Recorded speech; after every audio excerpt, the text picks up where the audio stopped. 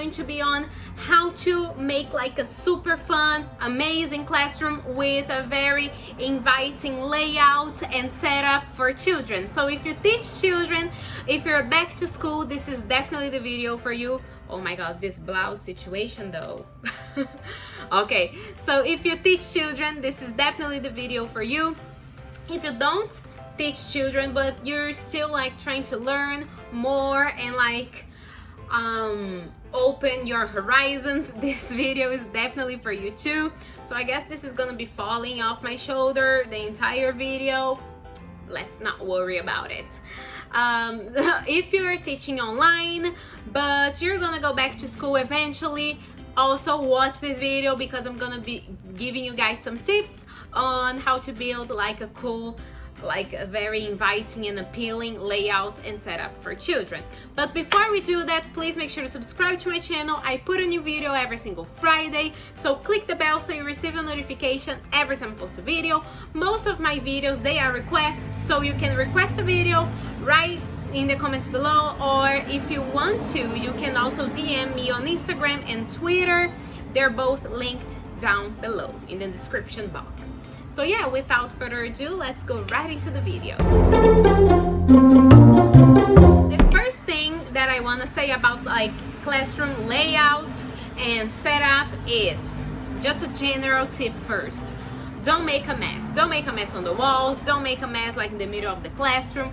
Don't make a mess. It's gonna be messy. Children, they have a short attention span. They have a hard time focusing. So if you like put a lot of focus points around the classroom, it's going to be too confusing for a child, especially like toddlers and preschoolers. This is gonna be like too confusing for them. So on that note, don't like put a lot of information, but don't be afraid of colors. Children love colors. That's really important. So don't put a lot of posters on the wall, but the posters that you put on the wall, make them colorful and pretty so that children are gonna want to look at them, because if it's all like black and white, they won't be interested in looking at them. So what's the point of having them there if they're not going to look at them, right? So just a general idea, just a general advice. Something that I always have in my classroom is a bag corner. So a back corner is like a little space where I put like a lot of hangers, and the children, when they make a line to get into the classroom, they put their bags, like they hang their bags there, like in the back corner. So I'm gonna put a photo right here of what it looks like.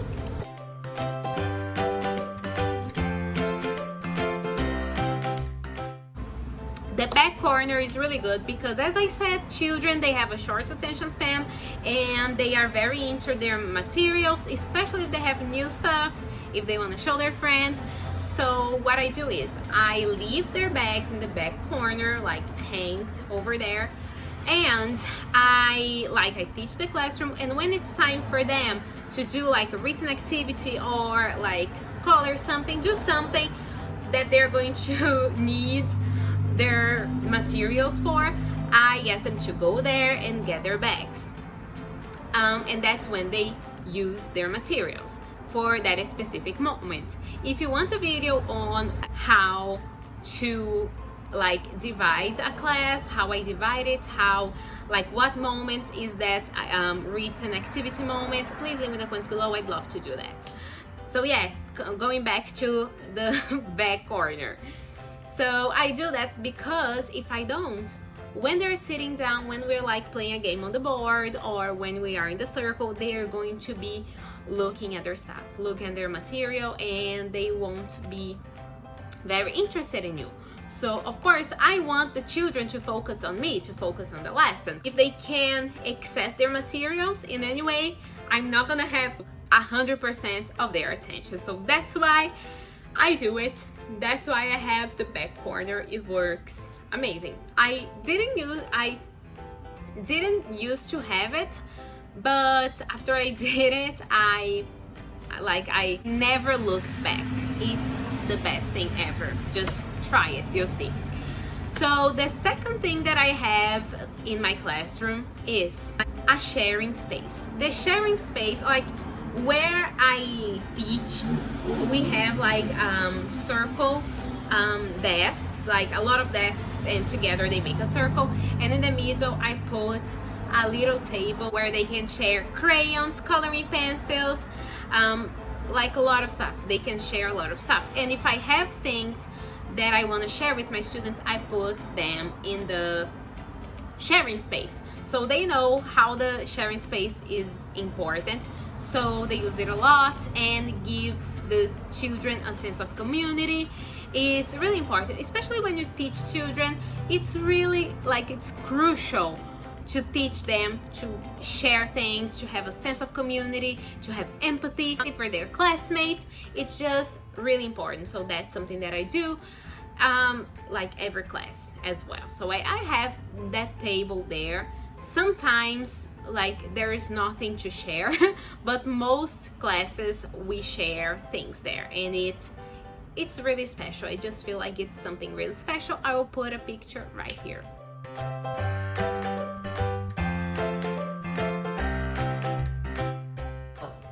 The next thing that I want to share with you guys is a rule poster.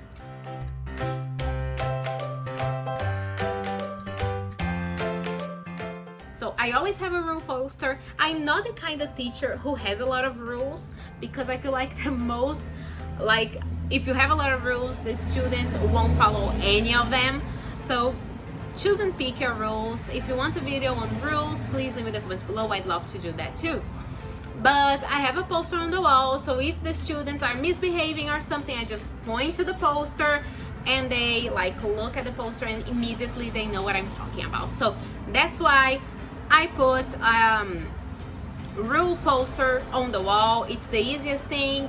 You don't have to like tell them the rules all the time. It's like really special, something that it's very, very useful. The next thing that I want to tell you guys is something that's like crucial. I can't imagine not doing this like in my classes. I've talked to some teachers and they don't do this. Like some of them don't do this, and I don't know how. So if you don't do this, please leave in the comments below. But I'm talking about circle time, like having a circle on the floor, having the children all sitting down on the floor. So something that's really important for me is to have a big space in the middle of the class for a circle.